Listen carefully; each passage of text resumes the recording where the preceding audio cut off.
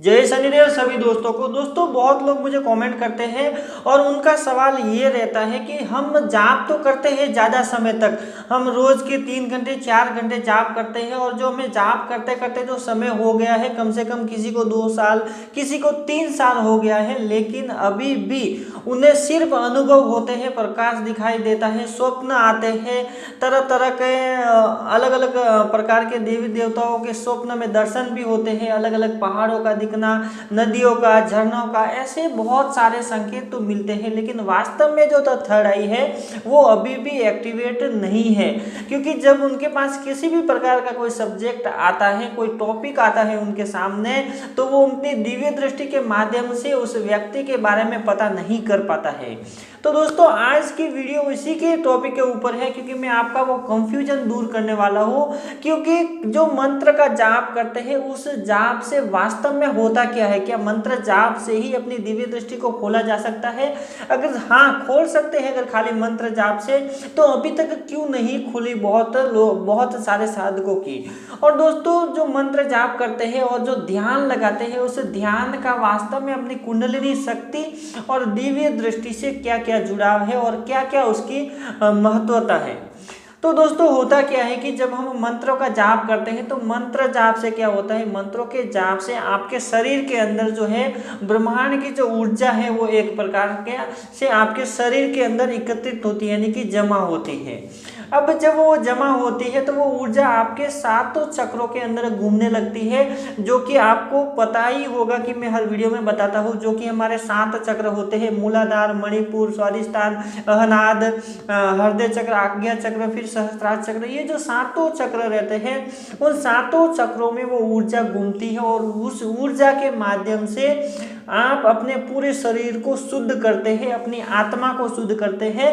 और जो मंत्र जाप है एक ऐसा जरिया है जो कि आपकी चेतना को जगाने के लिए जो मंत्र जाप का जो योग है वो बहुत ही ज़्यादा माना जाता है।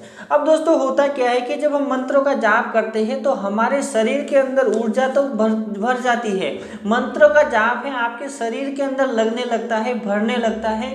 आपके ब्रह्म रत्न से वो जो मंत्र है वो गिरने भी लगते हैं, वो जाप आपके चारों ओर गिरने भी लगता है, ओरा भी बनने लग सकता है, 12 गोले भी पूरे हो जाते हैं, लेकिन दिव्य दृष्टि नहीं खुल पाती है अभी तक। तो दोस्तों होता क्या है कि जो हम ध्यान करते हैं उस ध्यान का बहुत सारा महत्व होता है। हम अपने ध्यान के माध्यम से ही आप अपनी दृष्टि को खोल सकते हैं। तो ध्यान लगाने से क्या होता है, ध्यान लगाने से आपके जो विचार हैं वो शून्य हो जाते हैं, और जब विचार शून्य हो जाते हैं और बिना विचारों के जब आप ध्यान लगाते हैं तो आपके अंदर जो ऊर्जा रहती है उस ऊर्जा के माध्यम से आप अपने सूक्ष्म शरीर को ब्रह्म रत्न के द्वार से अपने सूक्ष्म शरीर को बाहर निकाल पाते हैं और अलग अलग जगहों पे भ्रमण कर सकते हैं, अपने सूक्ष्म जगत में भ्रमण कर सकते हैं। और दोस्तों की उसी के माध्यम से आप देवलोक के दर्शन कर पाते हैं। तो जो अनुभव है वो ही अपनी दिव्य दृष्टि है, जो ध्यान के माध्यम से किया जाता है वो ही दिव्य दृष्टि है। लेकिन जो प्रक्रिया आपके दिमाग में चल रही है कि आपकी दिव्य दृष्टि खुलने के बाद आप लोगों को चेक कर सकते हैं, उनकी परेशानियों को दूर कर सकते हैं, तो वो जो स्टेज है वो काफ़ी आगे तक है, यानी कि उस स्टेज में जाने के लिए आपको ज़्यादा समय लगेगा, ज़्यादा आपको अपने तप को बढ़ाना पड़ता है, ज़्यादा से ज़्यादा जाप करना पड़ता है, ज़्यादा से ज़्यादा ध्यान करना पड़ता है। तो वो स्टेज पूरी तरह से अलग है। तो शुरुआत में मंत्रों का जाप भी बहुत जरूरी है और ध्यान लगाना भी बहुत जरूरी है, और साथ में त्राटक करना भी बहुत जरूरी है।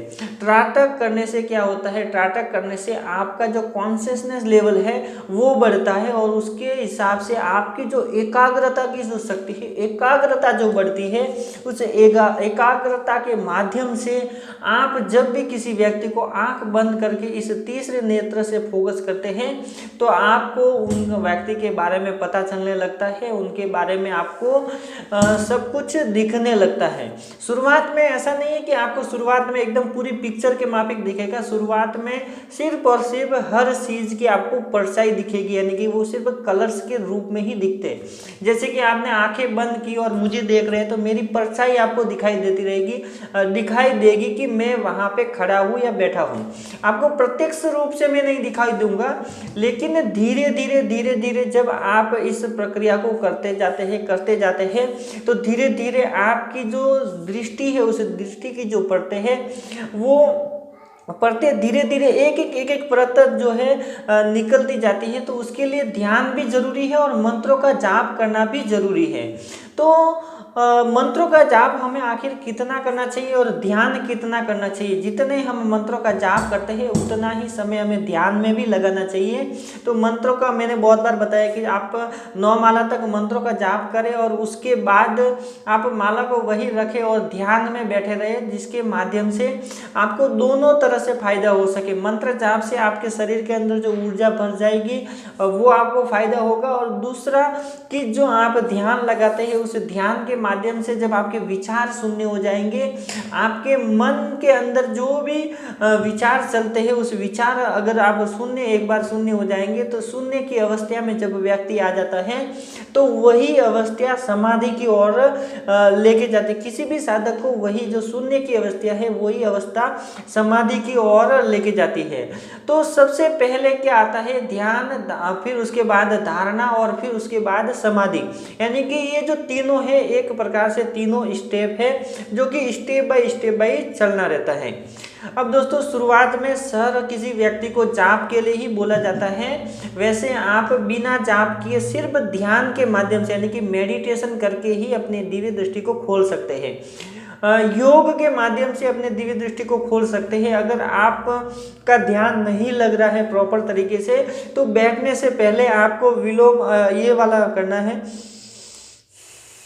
2 मिनट तक ये वाला बंद रखना है, इसके बाद 2 मिनट तक ये वाला, 2 मिनट ये 2 मिनट ये, ऐसे करके एक ही नाड़ी से श्वास को अंदर बाहर करना है। तो ये जो आपकी जो नाड़ियां है, जो दोनों नाड़ियां रहती है, पिंगला और सुषुम्ना नाड़ी रहती है, ये जब दोनों एक साथ में इसके जो स्वर्ग खुल जाएंगे, दोनों का जो आवागमन क्लीन हो जाएगा। जब आप देखते हैं कि दोनों में से एक बंद होती है, एक से होता है, तो थोड़े टाइम के लिए ये चलती है, थोड़े टाइम के लिए ये चलती है। जब आप ये वाला योग करते हैं तो क्या होता है? दोनों नाड़ियां खुल जाती है, पिंगला और सुषुम्ना नाड़ी जब खुल जाती है उसके बाद जब आप ध्यान लगाते हैं तो आपका जो ध्यान है एकदम फटाक से लगने लगता है, आपका मन लगने लगता है और आप एक ही समय में एक ही टाइम पे आप ज़्यादा समय तक बैठ पाते हैं और आप उस ध्यान की अवस्था में चले जाते हैं। तो सबसे पहले जो ध्यान होता है वो कम से कम आपका 15 मिनट के अंदर स्टार्ट होता है। फिर अपनी धारणा होती है वो सिर्फ 2 मिनट की होती है, और जो समाधि है वो समाधि का कोई भी समय नहीं है। जब तक आप लोगों के दर्शन करते रहेंगे, देवलोक में आप घूमते रहेंगे, भ्रमण करते रहेंगे, वहाँ के जो नज़ारे हैं जब तक आपको मोहित करते रहेंगे तब तक आप वापस समाधि से वापस नहीं आ सकते। इसके लिए बहुत लोगों को कहा जाता है कि जब हम ध्यान में बैठते हैं तो हमें खाना नहीं खाना चाहिए, बिना खाना खाए बैठना चाहिए, ताकि अगर एक बार आप समाधि में चले जाए तो वापस आपको जब आपके शरीर को जब भूख का एहसास होगा तो आपकी जो चेतना है वो ऑटोमेटिकली वापस आ जाएगी। तो समाधि ये नहीं है कि समाधि में जब आप जाते हैं, जब ध्यान लगाते हैं और जब समाधि की अवस्था आती है तो ऐसा नहीं है कि आप 15 मिनट 20 मिनट के लिए बाहर गए और वापस घर पे आ गए, ऐसा नहीं है। ये ऐसा मायाजाल है, ऐसा मोह जाल है कि वहाँ के जो इतनी सुंदरता दृष्टि देख के जब आप उस जगह से वापस आ ही नहीं सकते हैं, आपका मन कभी भी वहाँ से आने के लिए मतलब नहीं कहेगा। आपको ऐसा लगेगा कि बस यही स्वर्ग है और यहीं पे रहना पसंद करेंगे। तो जिसके कारण जो लोग समाधि में जाते हैं उन्हें या तो महीने लग जाते हैं, 2 महीने लग जाते हैं, किसी को 15 दिन, किसी को 1 दिन में भी वापस आ सकते हैं। तो ये आपके संकल्प के ऊपर रहता है। जितना आपका संकल्प मजबूत होता है और जितने संकल्प के आधार पर ही सारे कार्य होते हैं, बिना संकल्प का कोई भी कार्य नहीं होता है।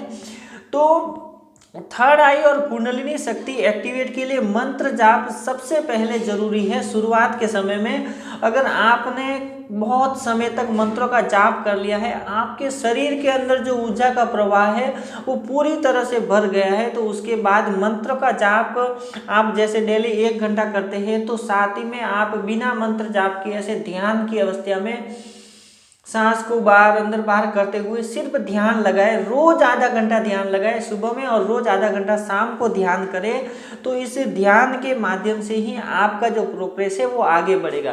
क्योंकि मंत्र जाप से जो होने वाले अनुभव है, जो दिखने वाले दृष्टि है, वो तो आपको दिख गए, लेकिन जो आगे वाला जो प्रोसेस है वो ध्यान के माध्यम से, त्राटक के माध्यम से ही आप आगे बढ़ सकते हैं।